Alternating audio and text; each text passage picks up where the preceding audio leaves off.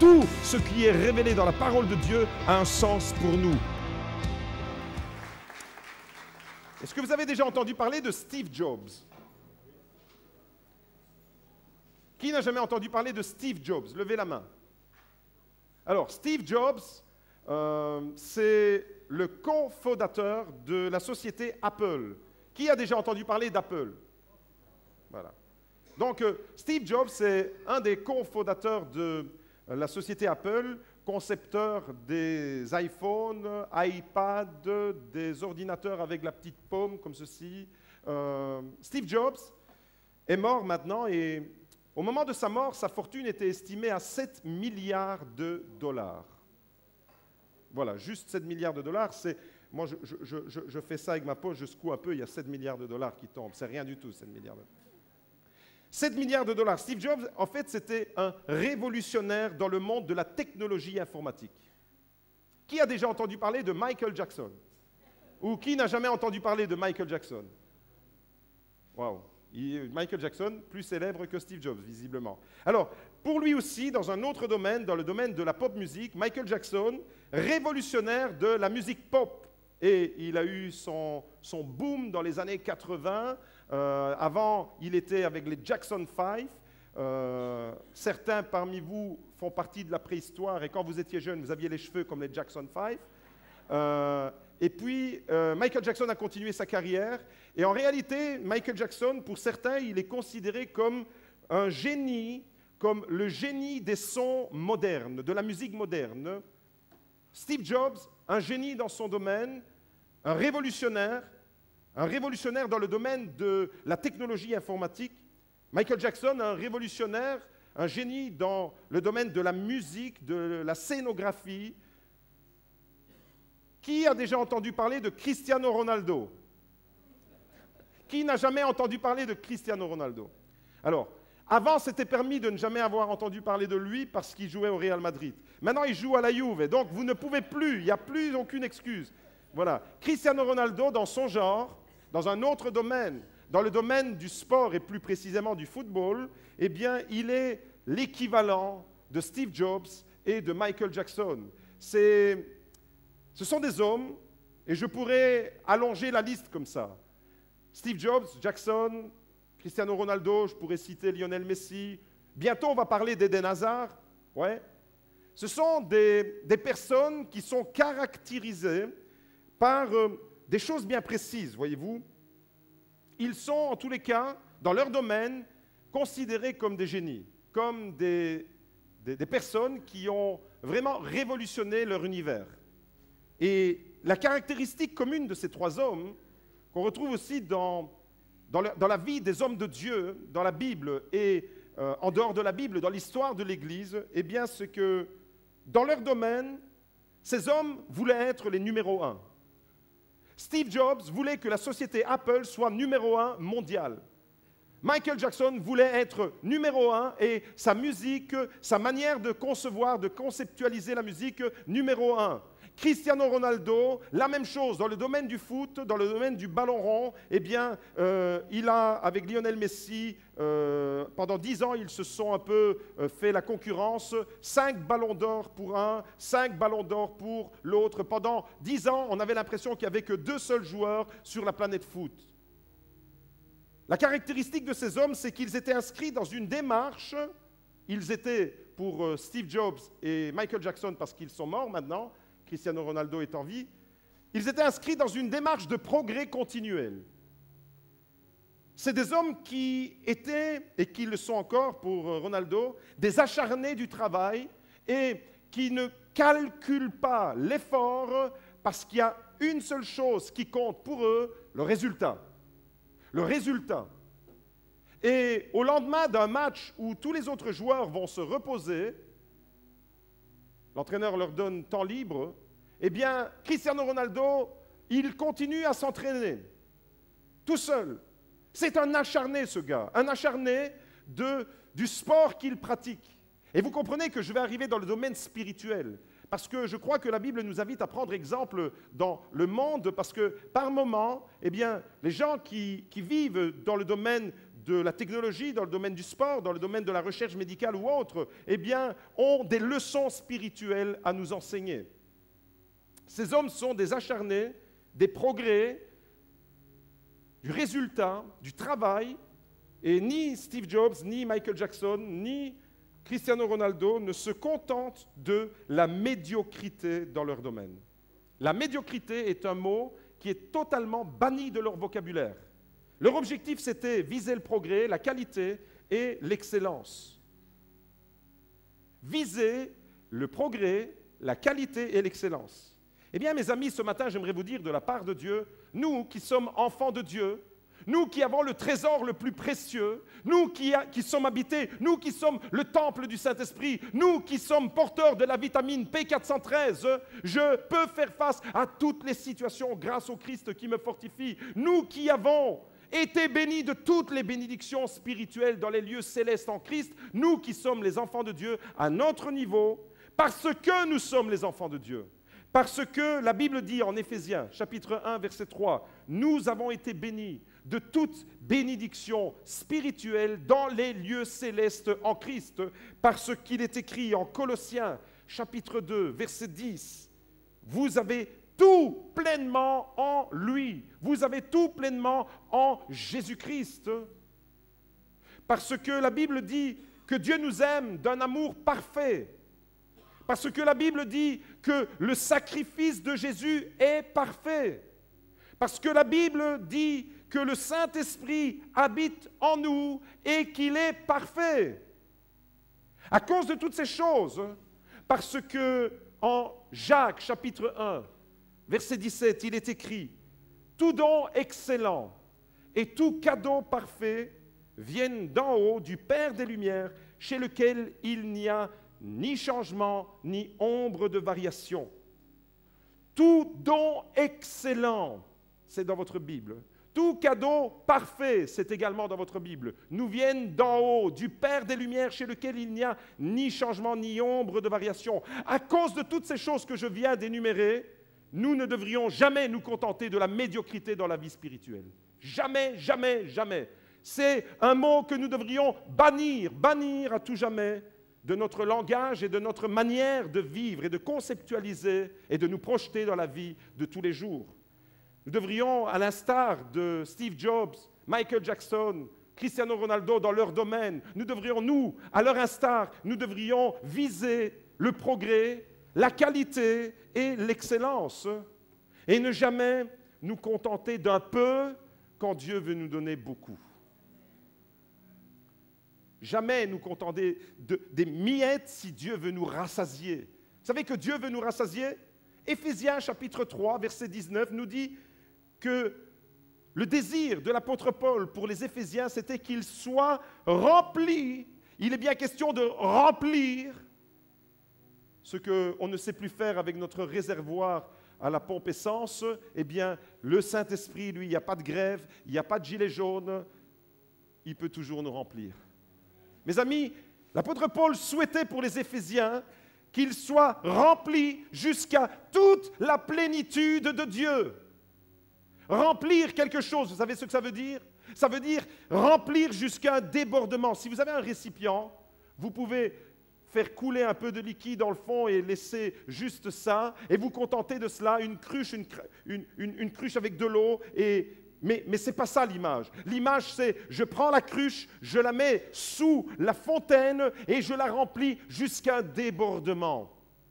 C'est ça que l'apôtre Paul souhaitait pour les chrétiens d'Éphèse. Et c'est mon désir le plus cher ce matin. C'est que nous ne contentions jamais de la médiocrité, des petits résultats, des petites choses, des miettes, quand Dieu veut nous combler et nous remplir. Mes amis, il y a dans mon cœur ce matin une joie, un bonheur que j'aimerais vous communiquer. Et j'espère et je prie que pendant que je loue Dieu et je vous communique quelque chose, pendant que je prêche la parole de Dieu, je vous communique quelque chose. J'espère que vous recevez cela. Mais j'aimerais aussi vous communiquer mon insatisfaction.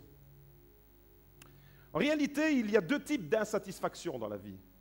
Il y a une insatisfaction négative. c'est quand on est dans le mécontentement en permanence. Et bien entendu, ce n'est pas de cette insatisfaction-là que je vous parle.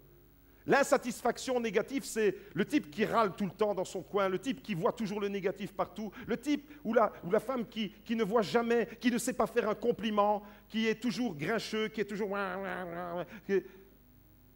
Le mécontentement, quand on n'est plus prompt à critiquer qu'à complimenter, c'est un type d'insatisfaction qui nous conduit à la frustration.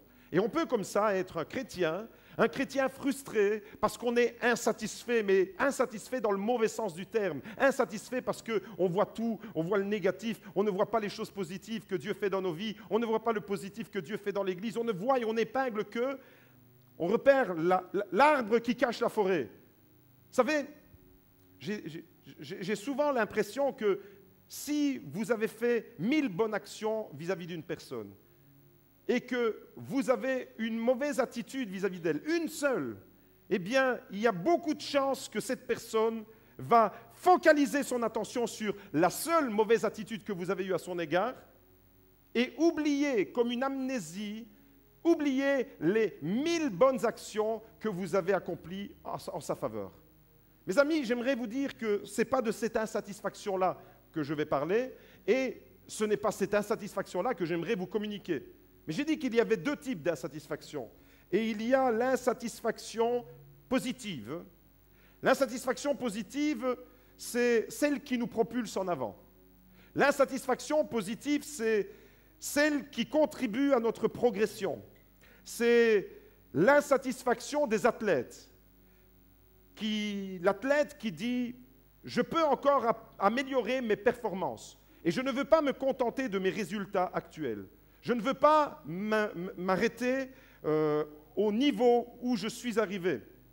Je sais qu'il y a plus. C'est une insatisfaction qui nous mobilise de l'intérieur et sans être négatif, sans être grincheux, sans être toujours dans le mécontentement, sans être dans la frustration, c'est une insatisfaction qui nous pousse en avant et qui nous dit « il y a plus ». Il y a plus dans la vie spirituelle, il y a plus dans la louange. Vous saisissez la différence entre les deux insatisfactions? L'une est source de frustration en permanence et l'autre, elle est motivation, progression, elle est synonyme de vie victorieuse. Et mes amis, moi je crois qu'il y a plus. Je crois que dans la vie, je peux faire plus, passer au niveau supérieur, c'est possible. Je crois que dans la vie de chacun, tous ici, indistinctement, moi le premier, je crois que nous pouvons élever notre niveau de vie spirituelle. Je crois que c'est possible. Et c'est pour ça qu'il y a une insatisfaction en moi qui me pousse à dire « il y a plus ». Je veux vivre dans ce plus, je veux vivre dans la plénitude de Dieu. Et je ne veux pas me contenter d'être éclaboussé de loin par quelques bénédictions. Mais je veux que le torrent qui est dans le ciel, le torrent de l'amour de Dieu, le torrent de la sainteté de Dieu puisse envahir mon cœur, mon âme et mon esprit. Je désire plus et je désire que vous puissiez désirer plus vous aussi. Mes amis, je crois fermement qu'il y a beaucoup plus de résultats et qu'il y aurait beaucoup plus de résultats dans nos vies si nous avions une foi plus grande. Si nous avons une faim plus grande, plus de résultats si nous avions une foi et une faim plus grande. Je crois ce matin, et c'est le thème de mon message, je crois que Dieu veut élever le niveau de ma vie. Je crois qu'il veut élever le niveau de la qualité de ma louange. Je crois que Dieu veut élever le niveau de la qualité de ma prédication. Je crois que Dieu veut élever le niveau de la qualité de mon ministère. Je crois que Dieu veut élever le niveau de qualité de mon caractère en tant que personne. Je crois que Dieu veut élever le niveau de vie en tant que mari vis-à-vis de mon épouse Magda. Je crois que Dieu veut faire de moi un meilleur homme, un meilleur papa. Je crois que Dieu veut continuer à élever mon niveau de vie. Je crois qu'il y a plus dans tous les domaines. Est-ce que tu le crois? Est-ce que tu crois? Est-ce que tu sais que dans tous les domaines de ta vie, il y a plus? Tu peux encore aller plus loin. Ce matin, une certitude, je vous partage. Il y avait et il y aura et il y aurait plus de conversions s'il y avait plus d'évangélisation. Il y aurait plus d'impact s'il y avait plus de prières. Une église avec un impact, c'est une église qui prie davantage. Il y aurait plus de profondeur dans notre relation avec Dieu s'il y avait plus de communion avec Dieu. Il y aurait plus d'efficacité dans les efforts que l'on fournit, plus d'efficacité s'il y avait plus de sainteté au milieu de nous. Mes amis, j'aimerais vous dire que c'est proportionnel. Le résultat, il est proportionnel à l'effort. Et vous comprenez alors pourquoi j'ai parlé de l'exemple de Steve Jobs, Michael Jackson, Cristiano Ronaldo, des acharnés du travail, des acharnés de l'effort, parce que ce qui compte pour eux, ce qui comptait pour eux, c'est le résultat. Et ce matin, il sera question de choix que l'on peut faire. Quand on a faim de Dieu, quand on veut plus de Dieu, quand on aspire à plus de Dieu. Est-ce que ce matin, il y a des personnes qui aspirent à plus de Dieu? Je vais voir les mains se lever. Alléluia. Est-ce qu'il y a des personnes qui voudraient moins de Dieu? Je vais vous imposer les mains tout de suite à la sicilienne. Mes amis, quand on a faim de Dieu, quand on aspire à plus de Dieu, eh bien, on provoque inévitablement des vagues de bénédiction dans notre vie. Est-ce que vous le savez ça? Est-ce que vous le croyez? Que lorsqu'on a faim de Dieu, eh bien, on va provoquer la bénédiction de Dieu, on va aller la chercher. Il existe une bonne insatisfaction, vous l'avez compris. Et ce matin, j'espère vous la communiquer. J'espère qu'à travers cette parole, à travers ce message, vous puissiez réaliser, faire le point, le bilan, le check-up. Arrête-toi un moment, analyse, fais le scanner de ta vie et pose-toi la question. Seigneur, il y a plus.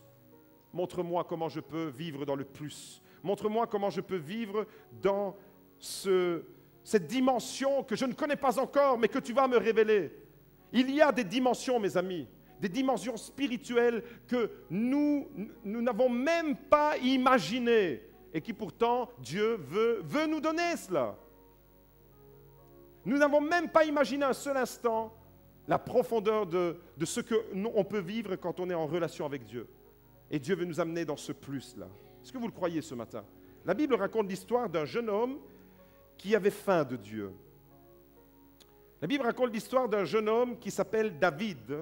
David, lui aussi, à l'instar de Steve Jobs, de Cristiano Ronaldo, de Michael Jackson, mais pour son Dieu, David, c'était un acharné du progrès, de la qualité et de l'excellence. David ne voulait pas offrir à l'Éternel un sacrifice qui ne lui coûte rien. Et trop souvent, nous offrons à Dieu des choses qui ne nous coûtent rien. Mais David dit, je n'offrirai pas à l'Éternel un sacrifice qui ne me coûte rien. Il sait qu'il y a un prix à payer et il veut offrir à Dieu le meilleur. Regardez, aujourd'hui encore, 3000 ans plus tard, vous ouvrez la Bible, en plein milieu de la Bible, il y a le livre des psaumes, et vous vous délectez des paroles inspirées que David a reçues de Dieu, et il nourrit notre foi. Un homme qui visait l'excellence, un homme qui visait la qualité, un homme qui était inscrit dans le progrès. Pourquoi? Parce que David savait qu'il y avait plus pour sa vie. David vivait avec la perspective de ce plus. Un jour, pendant 40 jours, un Philistin du nom de Goliath est venu devant Israël, devant les troupes d'Israël, et nous ouvrons la Bible dans le premier livre de Samuel au chapitre 17, et il nous est dit que ce géant, vous savez que Israël et les Philistins dans la Bible, ce n'était pas le grand amour.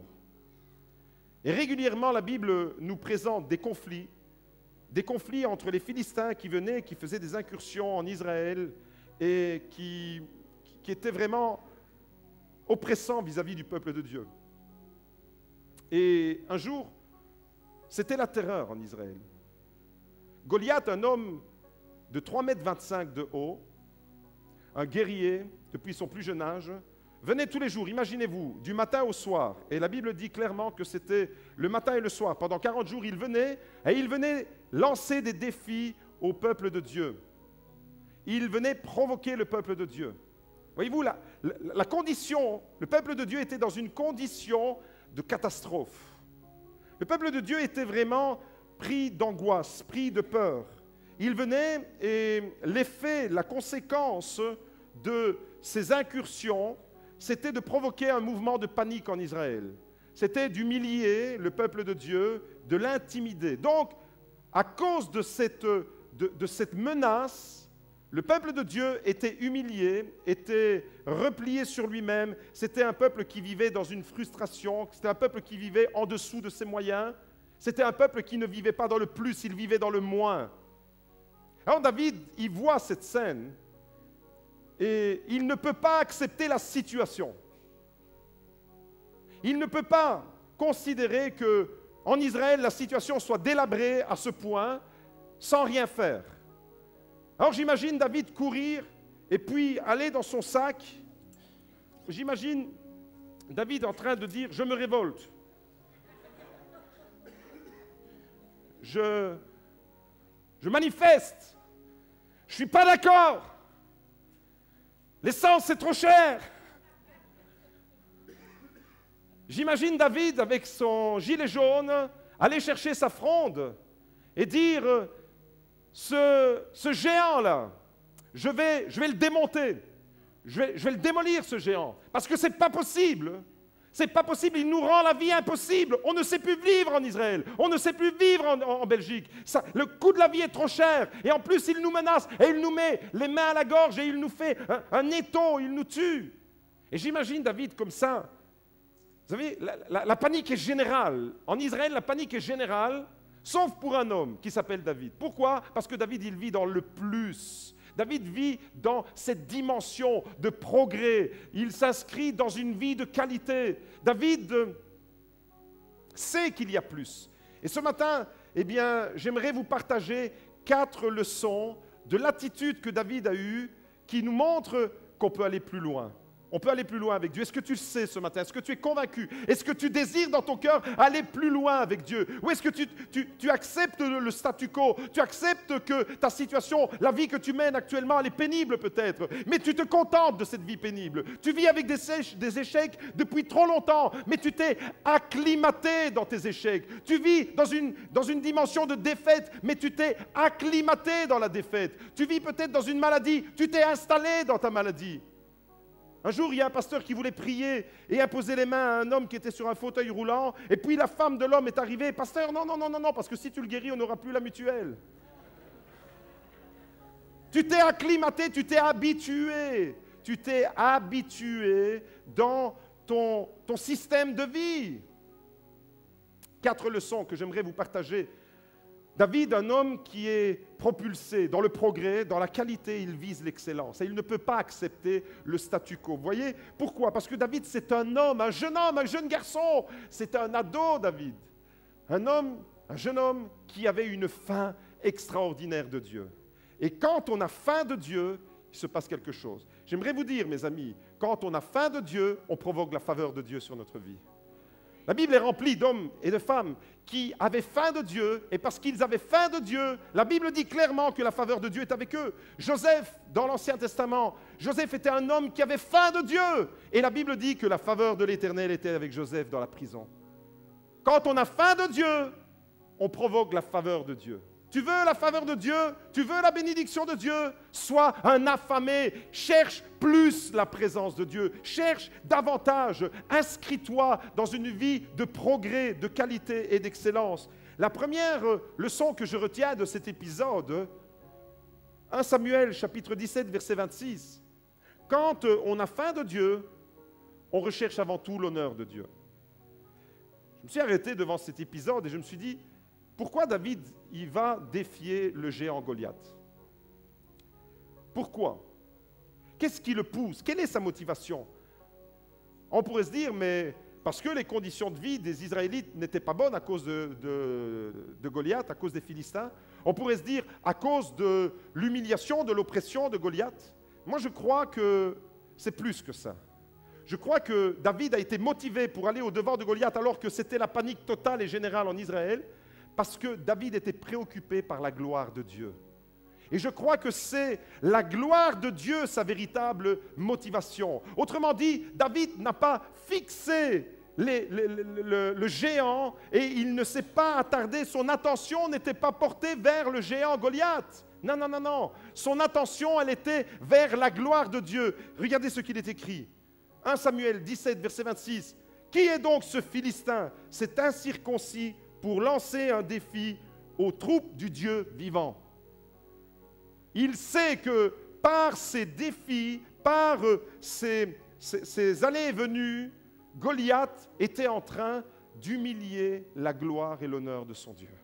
Et ça, pour David, ce n'est pas possible. Mon frère, ma sœur, quand tu as faim de Dieu, quand tu veux plus de Dieu, la chose qui te préoccupe, ce n'est pas d'abord ta qualité de vie, ce n'est pas d'abord ton standing social. Ce qui te préoccupe le plus quand tu as faim de Dieu, c'est la gloire de Dieu. Comme David trouvait sa motivation dans la gloire de son Dieu et pas dans la peur que générait le géant. Et bien souvent, nous sommes plutôt à l'inverse de David. Nous sommes davantage fixés sur notre peur. Tu n'oses pas faire un voyage parce que tu as peur de l'avion. Tu n'oses pas, tu te focalises sur ta peur. Tu n'oses pas prendre l'avion et tu te prives de venir dans le pays où coule le lait et le miel. Tu mets en avant tes craintes, tes peurs. Tu te sens claustrophobe et tu te prives de la bénédiction parce que tu as l'impression que tu vas étouffer dans l'avion. Vous imaginez si les gens étouffaient dans les avions, il n'y aurait plus aucun vol. Hein? Il y en a des milliers par jour des vols. Vous n'allez pas mourir si vous prenez l'avion. Et si Dieu décide que c'est votre dernier jour, même maintenant, il peut le faire. Alors mes amis, des fois on est à l'inverse de David, on se focalise sur notre géant. Mais David, lui, ne se focalise pas sur le géant. David, sa motivation, c'est la gloire de Dieu. Quand tu as faim de Dieu, quand tu es inscrit dans une démarche de progrès continuel, de qualité et d'excellence, c'est d'abord et avant tout la gloire de Dieu que tu cherches dans ta vie. Pas seulement pour toi, mais pour le peuple de Dieu. Là, normalement, il est écrit dans mes notes que vous deviez dire Amen. Et vous avez oublié. Alors, on refait. David recherche la gloire de Dieu, pas seulement pour lui, mais aussi la gloire de Dieu pour tout le peuple. Ouais, ok, c'est bon, ça correspond. Mes amis, la première leçon que David nous enseigne, c'est recherche la gloire de Dieu dans ta vie. Quand tu as faim de Dieu, tu t'es acclimaté, tu t'es habitué à un système de vie qui te maintient dans la médiocrité, qui te maintient dans la pauvreté spirituelle. Et malheureusement, tu t'es habitué à cela. Et tu es peut-être frustré, tu as comme une insatisfaction, mais négative. Tant que tu as de l'insatisfaction négative dans ton cœur, tu ne peux pas élever ton niveau de vie, tu ne peux pas changer quoi que ce soit. La deuxième leçon que je retiens de cet épisode, quand on a faim de Dieu, on refuse le statu quo. On refuse la situation fataliste. Vous savez, c'est comme ça. Il y a un gérant de 3,25 m qui vient tous les jours et qui vient nous humilier le matin et le soir. Il y a les Philistins qui sont là à la porte, qui nous oppressent. Il y a le gouvernement qui nous pourrit la vie. Il y a ceci qui nous empêche de vivre pleinement. Et nous acceptons le statu quo. Mes amis, quand on a faim de Dieu, on ne peut pas accepter le statu quo. On ne peut pas accepter la médiocrité et se contenter en disant on va se contenter de cela parce qu'il n'y a rien à faire, on ne peut rien changer à la situation. Qu'est-ce que moi je peux faire pour changer la situation? Je me sens insignifiant. Qu'est-ce que David, un gamin, un adolescent qui gardait des moutons, pouvait faire devant un géant, un guerrier, un militaire comme Goliath? Rien à vue humaine. Mais quand tu es un affamé de Dieu, quand tu es un passionné de Dieu, quand tu es inscrit dans une démarche plus, eh bien mon frère, ma soeur, même si tu es un gamin, tu peux vaincre le géant Goliath. Pourquoi? Parce que tu es un affamé de Dieu, tu n'acceptes pas le statu quo. 1 Samuel 17, verset 32. David refuse le statu quo. David refuse que la situation reste telle qu'elle. Il se présente devant le roi Saül. Alors, normalement, le roi Saül, il devait être lui aussi un guerrier de l'Éternel. En fait, il y a des guerriers de l'invisible, ça c'est David, et puis il y a des guerriers invisibles, c'était Saül. Comme des fois, dans l'Église, quand on a un ministère et on est en dilettante, là, on se contente un peu de la médiocrité, au lieu d'être des guerriers de l'invisible et de faire bouger la main de Dieu dans le monde invisible, on devient des guerriers invisibles, transparents, inodores et incolores. Mes amis, ce matin, j'aimerais vous dire que si tu as faim, si tu es inscrit dans une démarche plus avec Dieu, eh bien, tu vas refuser le statu quo. Au verset 32, David dit à Saül, il se présente devant le roi, que personne ne se décourage à cause de ce Philistin, ton serviteur ira se battre avec lui. Point. Voilà l'attitude de David. Que personne ne se décourage, ton serviteur ira se battre avec lui. Il ne tergiverse pas, il ne demande même pas la permission. Est-ce que Sa Majesté le roi Saül me donne la permission d'aller combattre? Est-ce que... Non!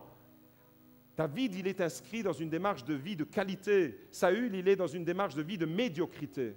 Vous comprenez? Ce n'est pas quelqu'un qui a accepté la médiocrité dans sa vie qui va dicter la loi à quelqu'un qui a choisi l'excellence pour sa vie. David, à ce stade-là, alors que Saül est le roi, avec tout le respect qu'il lui doit, David sait ce qu'il va faire. Pourquoi? Parce que c'est Dieu qui a gravé dans son cœur ce projet. Et il lui dit tout simplement que personne ne se décourage à cause de ce Philistin, ton serviteur ira se battre avec lui. Mes amis, quand on a faim de Dieu, quand on refuse le statu quo, en réalité, on devient allergique à la médiocrité et à la négligence. Et j'aimerais que chacun, avec cette parole, on puisse passer en revue notre manière de vivre notre foi chrétienne. Allergique à la médiocrité, à la négligence, quand on refuse le statu quo, on désire que ça bouge dans l'œuvre de Dieu. J'imagine David dire « Oh les gars, si je dois être tout seul à porter le gilet jaune, je serai tout seul, mais j'y vais. » Et puis, tant pis pour les autres. Vous voulez mettre des gilets oranges, mettez les oranges, mettez ce que vous voulez. Mais moi, je mets le gilet jaune et je vais aller devant Philistin Goliath et je vais le démonter. Et me mettre une droite évangélique dans les dents. Mes amis, quand on refuse le statu quo, on désire que ça bouge dans l'œuvre de Dieu et on s'engage dans l'œuvre de Dieu. On s'engage, on devient acteur, on devient participant. On n'est pas des consommateurs. David n'est pas un consommateur. On est inscrit, engagé. Quand on a faim de Dieu, on accepte de sortir de notre zone de confort. David aurait pu rester avec ses petits moutons dans une zone de confort. Je suis allé à Bethléem, dans les champs où les anges annonçaient la naissance du Messie. Je suis allé il y a 2 ans, et là, il y a Bethléem, et puis il y a la contrée, là, et on imagine les bergers en train de faire paître les troupeaux, et les anges qui annoncent, aujourd'hui, dans la ville de David, il vous est né un sauveur, le Christ, le Seigneur. Dans ce lieu-là, cette contrée-là, c'est là où Ruth est allée glaner. C'est là où David faisait paître les troupeaux, originaire de Bethléem. Et j'imagine dans sa petite zone de confort, c'était très bucolique, très joli, très beau à voir. Et j'imagine là David, dans cet endroit-là, bien planqué, et puis il décide de sortir de sa zone de confort.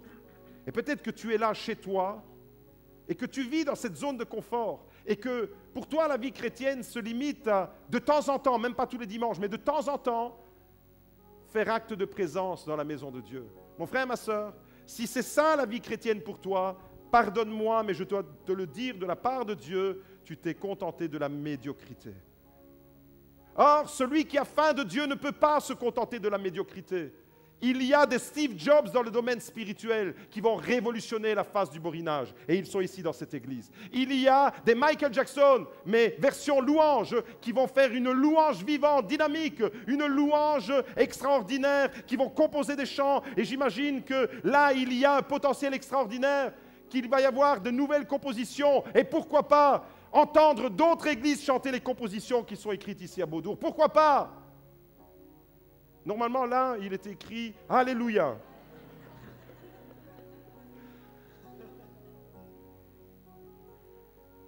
Mes amis, est-ce que vous comprenez que la vie chrétienne, c'est la plus belle vie qui soit? Tu t'investis, je ne sais pas dans quel domaine, mais tu es en train de passer à côté de l'excellence que Dieu veut te donner. Il veut te remplir, il veut te combler. Tu te contentes de quelques éclaboussures. Mes amis, quand on est affamé de Dieu, quand on a faim de Dieu et qu'on refuse le statu quo, on n'a pas peur de s'investir, on n'a pas peur de mouiller sa chemise, on n'a pas peur de ramasser des coups, on n'a pas peur d'user des pantalons à genoux dans la prière, On n'a pas peur d'être dans le coup pour Dieu. En 1852, en Angleterre, il y a un homme qui ne se contentait plus du statu quo des églises. Son nom, c'est Hudson Taylor. Et il avait la possibilité de rester dans son église et de continuer son petit train-train, ou alors de répondre à l'appel de Dieu. Et Hudson Taylor a tout laissé, tout abandonné.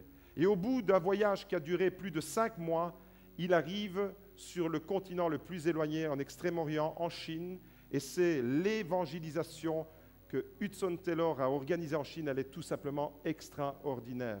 Les historiens pensent qu'après l'apôtre Paul, dans l'organisation de ces voyages missionnaires, il a fallu attendre Hudson Taylor en 1852 pour voir un missionnaire d'une envergure internationale. Et quand il est arrivé en Chine, cet homme est tombé en pleine guerre civile. Cet homme est tombé dans un contexte où c'était très difficile. Mais il n'a pas eu peur de payer le prix. Il était là dans la mêlée. Au début, cet homme a rencontré beaucoup de résistance, beaucoup de mépris. Les Chinois ne voulaient rien savoir. Et vous savez ce qu'il a fait? Il est allé chercher son gilet jaune. Hudson Taylor a compris que parce qu'il était habillé comme un occidental, il n'était pas accepté par les Chinois. Et c'était un fait rarissime à l'époque qu'un blanc, un occidental, porte la tenue traditionnelle des Chinois. Et Hudson Taylor a changé son look, il a changé sa coiffe, il a adopté l'habit chinois, mais il a prêché l'Évangile. Et en une campagne, il y a eu des milliers de conversions en Chine par le ministère d'un homme qui a refusé le statu quo dans son église, un homme qui a refusé de dire, eh bien, c'est comme ça, contentons-nous des petites miettes, contentons-nous des petites éclaboussures. Et Hudson Taylor était un homme comme Steve Jobs, comme Michael Jackson, comme Cristiano Ronaldo, comme le roi David, un homme qui était porté par un plus. Il savait qu'il y avait plus dans sa vie. Il savait qu'il y avait plus, mais il devait quitter un confort, une zone de confort pour atteindre ses objectifs que Dieu avait placés. Mes amis, tant que nous ne quittons pas notre zone de confort, il n'y a rien qui va bouger. Il n'y a rien qui va bouger, il n'y a rien qui va se passer. Mon frère, ma sœur, aujourd'hui je m'adresse à toi. Tu peux te contenter d'une petite communion avec Dieu. Tu peux te contenter de cela. Ou alors tu peux dire à Dieu, je sais qu'il y a plus. Tu peux te contenter d'une petite louange. Ou alors tu peux dire à Dieu, je sais qu'il y a plus. Mes amis, ce matin, tu peux te contenter d'une petite vie chrétienne, sans émotion, sans expérience et sans victoire. Ou alors tu peux dire, il y a plus.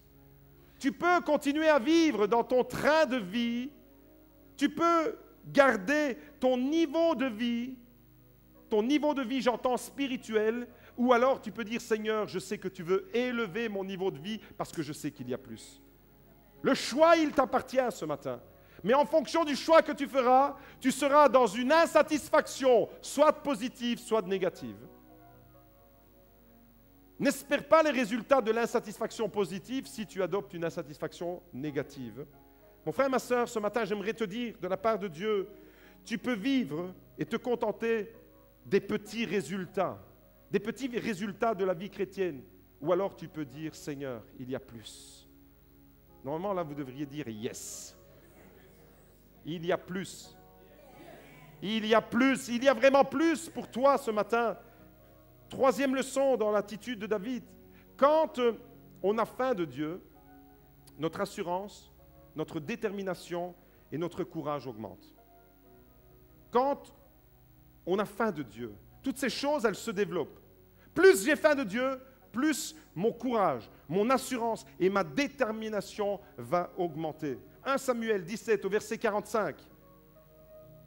David se retrouve maintenant devant le géant Goliath. D'abord, il était avec ses frères qui l'ont méprisé. Ils lui ont dit, t'es qu'un insolent. Quand tu veux vivre dans le plus, tu vas être méprisé par ceux qui veulent vivre dans le moins. Les frères voulaient vivre dans le moins. Et quand David dit, moi j'irai vers Goliath, tu as le grand frère qui vient l'attraper par l'oreille, Makamina, va à casa. Où tu vas toi, petit insolent? Va garder les moutons. Et j'imagine le grand frère en train de lui mettre des coups de pied dans le derrière, prendre par l'oreille. Mais David, lui, là, il se retrouve devant des gens qui veulent vivre dans le moins. Ce n'est pas un homme qui vit dans le moins. Vous savez, il y a toujours un conflit quand on vit avec des gens qui veulent vivre dans le moins et que vous êtes dans le plus. Parce qu'il y a une incompréhension. C'est comme si vous parliez un langage et lui parlait un autre langage. On ne se comprend pas. On est sur des voies comme ça, parallèles. Pourquoi? Parce que vous avez un langage de victoire, vous avez un langage de défi, vous avez un langage de « je relève les défis », vous avez un langage d'aventurier, vous avez un langage de « je suis prêt à sortir de ma zone de confort ». Et les autres ont un langage négatif. Non, je reste là. Non, j'accepte le statu quo. Non, je ne bouge pas. Non, je ne fais rien. Non, je ne ferai rien pour Dieu. Non, je ne vais pas m'investir. Non, le pasteur, il demande trop. Non, je ne vais pas faire le ministère qu'on me présente sur un plateau. Non, je ne le ferai pas parce que je dois prendre soin de mon petit confort, de ma petite vie, de mon petit train-train quotidien. Vous êtes dans un langage négatif quand vous faites ça. Mes amis, quand on est dans un langage négatif, on ne comprend pas le langage positif. David s'est retrouvé devant le roi Saül. Langage négatif. Lui, il avait toujours son langage positif. Et maintenant, le voilà devant Goliath. Après les frères, après Saül, le roi d'Israël, maintenant c'est le jour J. Maintenant, David, tu vas faire tes preuves.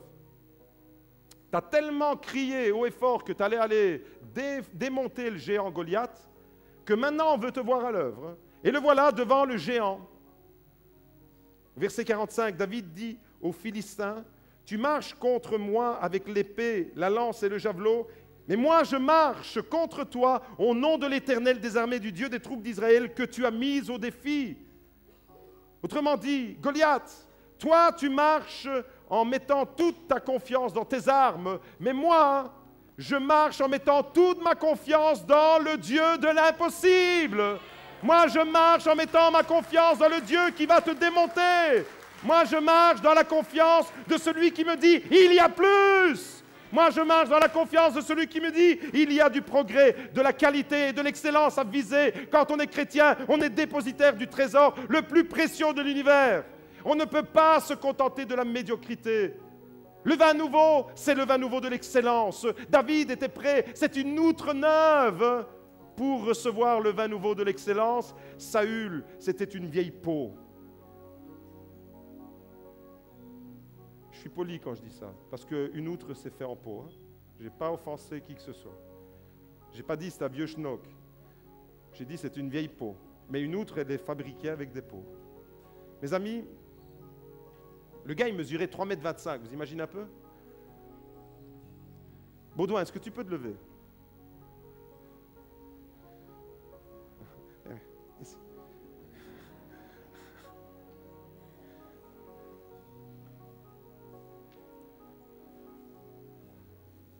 Lui, c'est Goliath, moi, je suis David.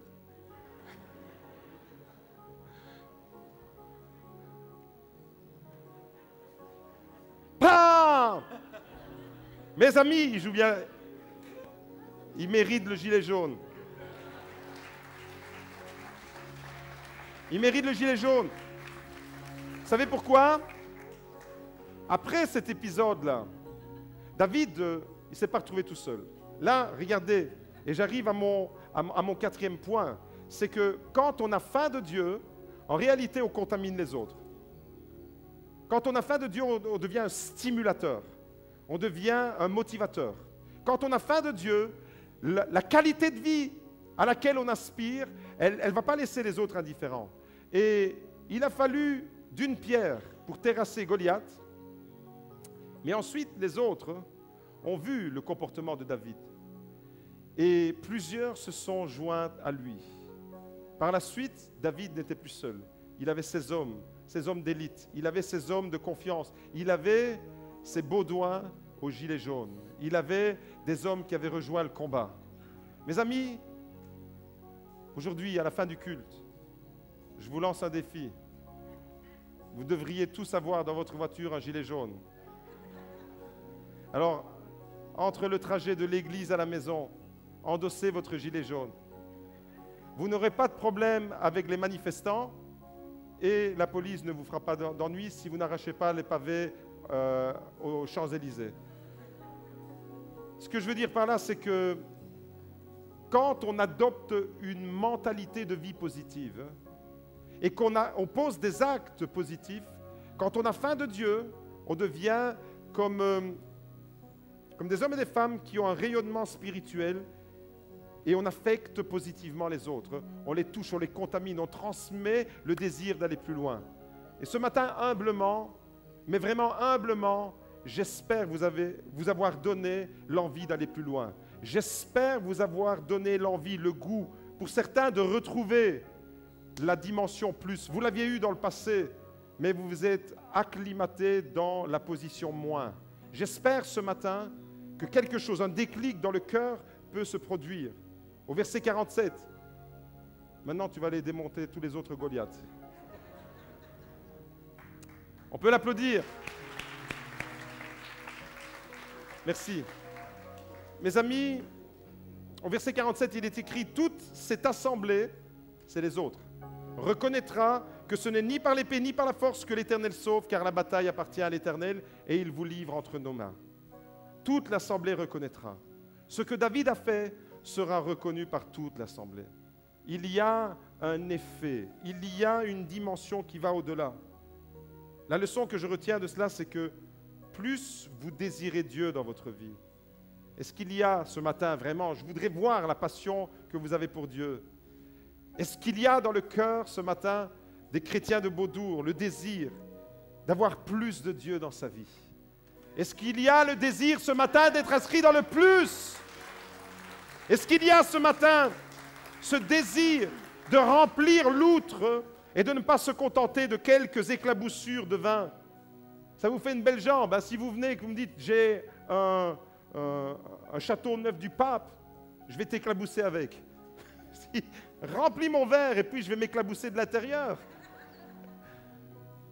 Ça ne m'intéresse pas d'être éclaboussé par une bénédiction. Je veux vivre dans la bénédiction. Ça ne m'intéresse pas quelques petits bris de vie chrétienne ici et là. Je veux vivre à fond la vie chrétienne. Et pour vivre à fond la vie chrétienne, je dois être un affamé de Dieu. Je dois m'inscrire dans le plus. Je dois viser cette excellence en toute humilité. Mes amis, plus alors on va être imprégné de Dieu et plus on aura un impact sur les autres. Comme David a eu un impact. Celui qui a faim de Dieu devient un stimulateur, il devient un motivateur, un détonateur qui déclenche un nouveau processus dans la vie des autres. Alors ce matin, j'aimerais vous dire de la part de Dieu que Dieu veut nous amener dans une nouvelle dimension, la dimension plus. Combien de personnes voudraient dire à Dieu ce matin, moi Seigneur, je veux aller là, dans ces sphères-là. Alors si tu veux vraiment, si tu veux faire la différence dans ta génération, comme David a fait la différence dans sa génération, tu sais qu'il te reste juste une chose à faire, de dire Seigneur, je veux plus de toi. Plus d'intensité, plus de communion, plus de louanges, plus de résultats, plus d'occasions pour témoigner, plus de vie concrète avec toi. Moins de théorie, plus de pratique. C'est ça que je veux. Alors si c'est vraiment votre cas, mes amis, vous devriez bondir sur votre banc là. Comme David a bondi devant Goliath. Si tu veux t'inscrire dans le plus, je t'invite maintenant à te lever, là où tu es. Et je t'invite vraiment à entrer dans cette dimension-là. Seigneur, au nom de Jésus, je te prie, afin que tu puisses véritablement remplir les outres de nos vies. Afin que tu fasses de nous des David qui osent porter le gilet jaune pour dire non au statu quo, non à ce qui ne va pas, non à toute l'oppression de l'ennemi, non à l'esprit de pauvreté, non à l'esprit de médiocrité. Seigneur, je veux être inscrit dans une démarche de progrès continuel. Je veux viser la qualité dans ma communion avec toi. Je veux, Seigneur, intensifier cette relation avec toi. Père, dans le nom de Jésus, viens nous remplir de toi. Et que notre outre, Seigneur, soit imprégnée de ce vin nouveau jusqu'à débordement, Seigneur, jusqu'à toute la plénitude. Père, dans le nom de Jésus, je te prie, je vous invite à lever les mains si vous désirez véritablement entrer dans ce message concrètement. Seigneur, je te le demande au nom de Jésus. Toutes ces mains, toutes ces personnes debout, Seigneur, dans ta maison ce matin, je te demande dans le nom de Jésus de les remplir de toi, de leur donner la possibilité de redémarrer quelque chose avec toi, d'intensifier leur communion avec toi. Seigneur, il y a plus pour mes frères et pour mes sœurs ce matin. Et nous disons tous ensemble non à la médiocrité spirituelle, oui à la qualité et à l'excellence en Jésus-Christ. Tout ce qui est révélé dans la parole de Dieu a un sens pour nous.